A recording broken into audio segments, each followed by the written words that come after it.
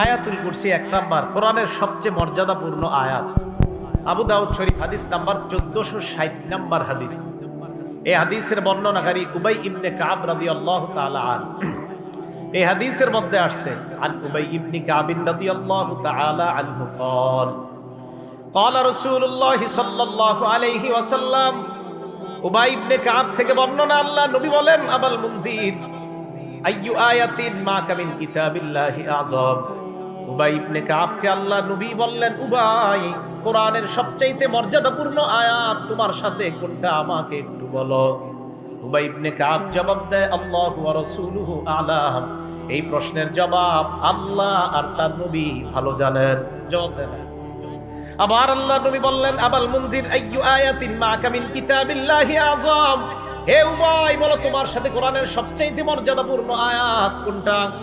হযরত উবাই এবার চিন্তা করলেন, প্রথমবার তো বললাম আল্লাহ আল্লাহর নবী ভালো জানেন, এরপরেও যখন আল্লাহর নবী আমাকে প্রশ্ন করলেন, আমি গবেষণা করে একটা জবাব দিয়ে দেই। উস্তাদ ছাত্রদের প্রশ্ন করছে, প্রথমবার করার পর বলছে আল্লাহ ভালো জানে, রাসূল ভালো জানে। আবার প্রশ্ন করছে, উবাই বলো কোনটা। না করে বললেন, আল্লাহু লা ইলাহা ইল্লা হুয়াল হাইয়ুল কাইয়্যুম। ইয়া রাসূলুল্লাহ, আমার কাছে মনে হয় আয়াতুল কুরসি হলো কোরআনের সবচেয়ে মর্যাদাপূর্ণ আয়াত। আয়াতুল কুরসি এটাই কোরআনের সবচেয়ে মর্যাদাপূর্ণ আয়াত বলে মনে হয়। এবার নবীজি দেখেন কি করছে।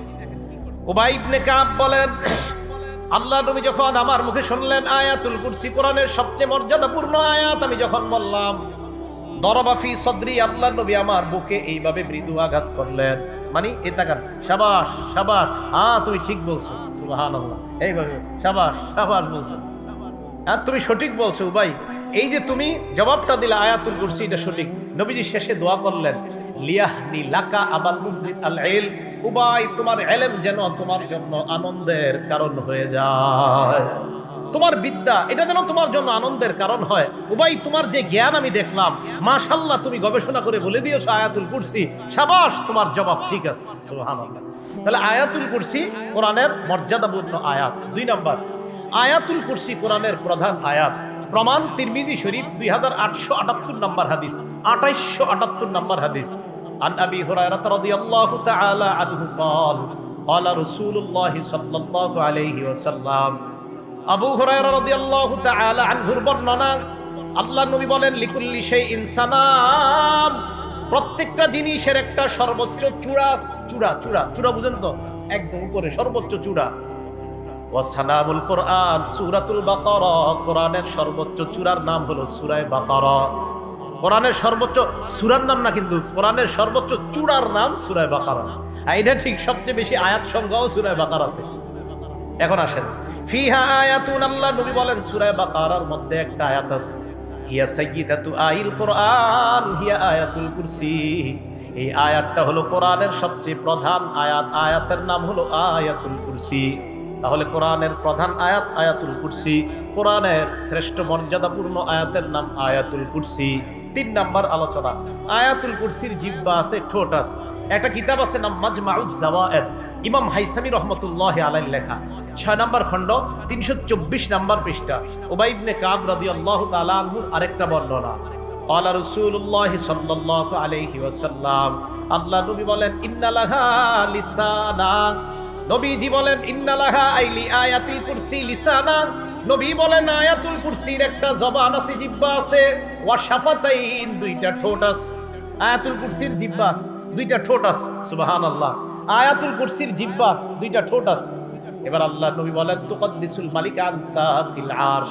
আরশের কাছে আয়াতুল কুরসি সদা সর্বদা আল্লাহর পুত পবিত্রতা বর্ণনা করে।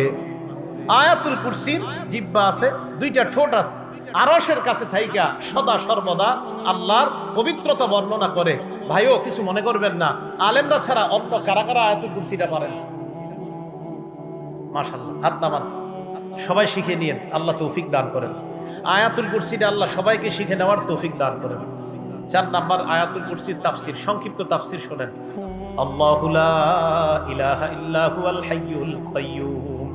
আল্লাহ লা ইলাহা ইল্লাহু, তিনি ছাড়া কোনো ইলাহ নাই। মন দিয়ে শুনেন, লা ইলাহা ইল্লাহু এটা হলো কালিমাতুত তাওহীদ, একত্ববাদের শব্দ, একত্ববাদের বাক্য, একত্ববাদের কালিমা। এই কালিমাতুত তাওহীদ এটা একত্ববাদের কালিমা, মানে তিনি ছাড়া কোনো ইলাহ নাই। তিনি কে? আল্লাহ। বলেন তো আবার মন থেকে আওয়াজ দিয়ে বলবেন, তিনি ছাড়া কোনো ইলাহ নাই, তিনি কে? আল্লাহ। আচ্ছা, আল্লাহ ছাড়া কোনো ইলাহ থাকলে সমস্যা কি? আল্লাহ ছাড়া কোনো ইলাহ থাকলে সমস্যা কি? সমস্যা আছে। কোথায় আছে? এটাও আল্লাহ কোরআনে বলছে। কি সমস্যা? সূরা আম্বিয়ার 22 নম্বর আয়াতে সমস্যার কথা আল্লাহ বলছে। লাউ কানা ফীহিমা আলিহাতুন ইল্লাল্লাহু লাফাসাদাতা। আল্লাহ বলেন, আসমান এবং জমিনের মধ্যে আমি ছাড়া যদি আর কোনো ইলাহ থাকতো, আসমান জমিন ধ্বংস হয়ে যাইত। তাহলে সমস্যা আছে না নাই? আল্লাহ বলেন, আমি ছাড়া কোনো ইলাহ থাকলে আসমান জমিন ধ্বংস হয়ে যাইত।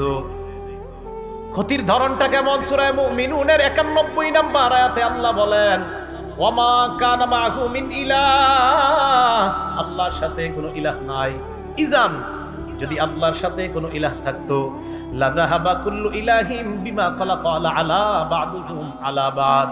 আল্লাহর সাথে কোনো ইলাহ যদি থাকতো, প্রত্যেক ইলাহ তার সৃষ্টি নিয়ে পৃথক হয়ে যাইত, এক স্রষ্টা আরেক স্রষ্টার উপর প্রাধান্য বিস্তার করত। আল্লাহ বলতেন, আমি আজকে বৃষ্টি দিব। জমিনের ইলাহ বলতো বৃষ্টির প্রয়োজন নাই। গাছের ইলাহ বলতো বাতাসের প্রয়োজন নাই। সমুদ্রের ইলাহ বলতো মাছ থাকার প্রয়োজন নাই। আল্লাহ বলে, গবেষণা চালাও, চালানোর পর বুঝতে পারবা আসমান জমিনের মধ্যে ইলাহ অন্য কেউ থাকলে সমস্যা হইতো। যেহেতু ইলাহ নাই, অতএব ইলাহ 100 জন 14 জন হবে না, ইলাহ হবে একজন। তিনি কে? এটাই বুঝাইছে আল্লাহ। যদি থাকতো, প্রত্যেক ইলাহ তার সৃষ্টি নিয়ে পৃথক হয়ে যেত। ওয়ালা আলা বা'দুহুম আলা বা'দ, এক ইলাহ আরেক ইলাহর উপর প্রাধান্য বিস্তার করত। তাহলে মন প্রাণ উজাড় করে দিল থেকে বলেন, আমাদের ইলাহ একজন, তিনি কে? আল্লাহ। এই তিনি আমাদের ইলাহ। একত্ববাদের বাক্য। মন দিয়ে এখন 4টা কথা বলবো, সবাই মুখস্থ রাখতে হবে, অন্যকে শিখাইতে হবে। রাজি আছেন? কয়টা কথা? তাওহীদের স্বীকার করার জন্য মৌলিক অনেক শর্ত, 4টা শর্ত মনে রাখবো, অন্যকে জানাবো, বিবিকে জানাবো, মেয়েকে জানাবো, ছেলেকে জানাবো। মৌলিক কয়টা শর্ত শিখে রাখবো? 4টা। 1 নাম্বার, তাওহীদের অর্থ জানা। তাওহীদের অর্থ কি? আল্লাহ ছাড়া কোনো ইলাহ নাই। যত ইলাহ আছে সব ইলাহ নিষিদ্ধ। আল্লাহ ছাড়া কোনো ইলাহ যদি কেউ দাবি করে, সব নিষিদ্ধ। এই বিশ্বাস নিয়ে কবরে যাওয়া। আবার বলছি, 1 নাম্বার, তাওহীদের অর্থ জানা। তাওহীদের অর্থ হলো আল্লাহ ছাড়া কোনো ইলাহ নাই, যত ইলাহ আছে সব নিষিদ্ধ করা, আর এই বিশ্বাস নিয়ে কবরে যাওয়া। নবীজি বলেন, যদি যেতে পারো, একদিন না একদিন আল্লাহর জান্নাতে প্রবেশ করবে। দলিল মুসলিম শরীফের 26 নম্বর হাদিস, আন্তর্জাতিক নাম্বার। ক্বালা রাসূলুল্লাহ সাল্লাল্লাহু আলাইহি ওয়াসাল্লাম। আন্তর্জাতিক নাম্বার মানে মুসলিম শরীফের এই হাদিসের নাম্বারটা পুরো পৃথিবীতে ফলো করা হয়। ক্বালা রাসূলুল্লাহ সাল্লাল্লাহু আলাইহি ওয়াসাল্লাম, নবীজি বলেন, মান মাতা ওয়া হুয়া ইয়ালামু লা আন্নাহু লা ইলাহা ইল্লাল্লাহ। যে ব্যক্তি মারা যাবে, আমি মারা গেলাম, উনি মারা গেল, উনি মারা গেলেন, আপনাদের কেউ মারা যায়, এই বিশ্বাস নিয়ে মারা যায় আল্লাহ ছাড়া কোনো ইলাহ নাই। আহলুস সুন্নাত ওয়াল জামাত এই হাদিসের অনুবাদ করে, মান মাতা ওয়া হুয়া মুওয়াহহিদুন বিল্লাহ, অথবা মান মাতা মুওয়াহহিদান বিল্লাহ। কেউ যদি আল্লাহর একত্ববাদের স্বীকার করে মারা যায়, দাখালাল জান্নাহ। আল্লাহর নবী বলেন, আমি তোমাকে গ্যারান্টি দিলাম, তুমি একদিন আল্লাহর জান্নাতে প্রবেশ করবা। একত্ববাদের বিশ্বাস নিয়ে দুনিয়া থেকে যাওয়া। বলেন, আমাদের রব কয়জন? ইলাহ পৃথিবীতে কয়জন? আসমান জমিনে যত জগৎ হতে পারে, সমস্ত জগতে ইলাহ কয়জন? হ্যাঁ, এই বিশ্বাস নিয়ে কবরে যেতে পারলে ইনশাআল্লাহ জান্নাত পাওয়া যাবে। শর্ত নাম্বার 1। শর্ত নাম্বার 2, আল্লাহরে যে আমরা এক ইলাহ মানি, এই এক ইলাহ মানার ক্ষেত্রে এই দিক তাকান, একটু সন্দেহ করা যাবে না, সামান্য সন্দেহ করা যাবে না। প্রমাণ সূরা হুজুরাত 15 নম্বর আয়াত। আল্লাহ বলেন, ইন্নামাল মুমিনুনাল্লাযীনা আমানু বিল্লাহি ওয়া রাসূলিহি।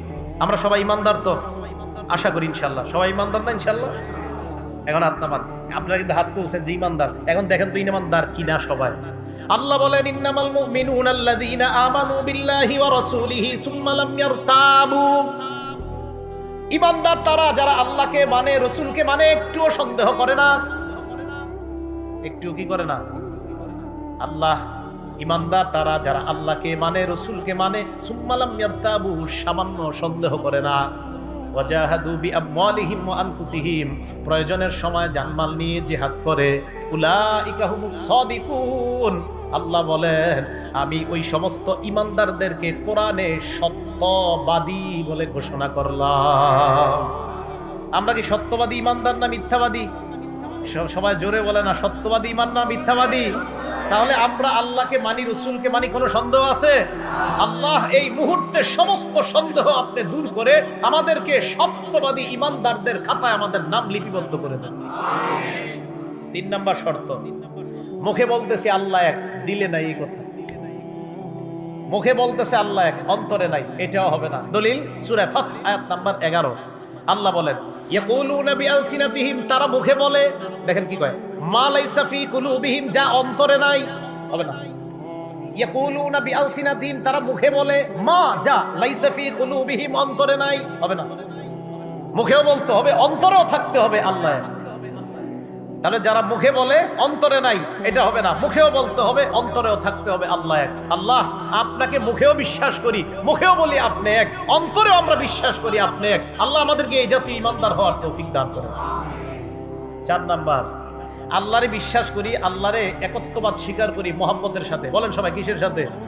পিস্তল ধরলে না, মানে ভয়ে না, ভয়ে না, না, মহব্বতে আল্লাহরে বিশ্বাস করি, মহব্বতে মেনে নেই আল্লাহ এক। জোর করছে এমন না, আর মহব্বতের সাথেই মেনে নিচ্ছে আল্লাহ। আবার বলছি, জোর করছে কেউ আমাদেরকে এমন না, মহব্বতের সাথেই মনে প্রাণে মেনে নেওয়া আল্লাহ। রাজি সবাই? এটা 4 নাম্বার শর্ত, মহব্বতের সাথে আল্লাহর একত্ববাদ মেনে নিতে হবে। প্রমাণ বুখারী শরীফ হাদিস নাম্বার 16।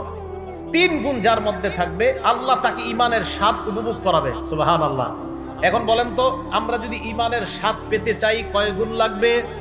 আবার ঈমানের স্বাদ পেতে হলে কয় গুণ লাগবে? ক্বালা রাসূলুল্লাহ সাল্লাল্লাহু আলাইহি ওয়াসাল্লাম, আল্লাহর নবী বলেন, সালাসুন মান কুন্না ফীহি, যার মধ্যে 3টা গুণ থাকবে। কয়টা গুণ?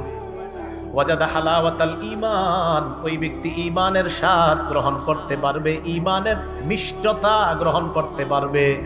1 নাম্বার, মান কানাল্লাহু ওয়া রাসূলুহু আহাব্বা ইলাইহি মিম্মা সিওয়াহুমা। বাংলা অনুবাদটা মনে রাখেন। 1 নাম্বার, আল্লাহ আর তার রাসূল ছাড়া দুনিয়াতে যা আছে সবার চাইতে আল্লাহ আর আল্লাহর নবীকে বেশি ভালোবাসা। 1 নাম্বার, আল্লাহ আর তার রাসূল ছাড়া দুনিয়াতে যা আছে সবার চাইতে আল্লাহকে বেশি ভালোবাসা, আল্লাহ রাসূলকে বেশি ভালোবাসা। তাহলে আমি আপনাদের কাছে জানতে চাই, আল্লাহ আর তার রাসূলের ভালোবাসায় দুনিয়ার সব ত্যাগ করতে রাজি আছি না নাই?